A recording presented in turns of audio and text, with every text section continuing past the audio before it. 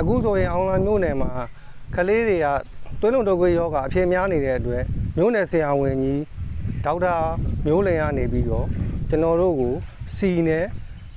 ဆေးဝါးကူညီပေးပါတယ်ဒါကြောင့်ကျွန်တော်တို့ကအောင်လာမျိုးနယ်နဲ့ကျေးရွာမှာရှိတယ်ကျေးရွာနဲ့မြို့ပြမှာရှိတယ်မျိုးနယ်ပေါင်းကျောင်းပေါင်း35ကျောင်းကိုအခမဲ့ချင်းစည်းလိုက်ဖြန့်နေတာဖြစ်ပါတယ်အဲ့ဒီလိုကျွန်တော်တို့ချင်းစည်းဖြန့်လာတာဆိုရင်အခုဆိုရင်10နှစ်ရှိတော့ပါခင်ဗျာ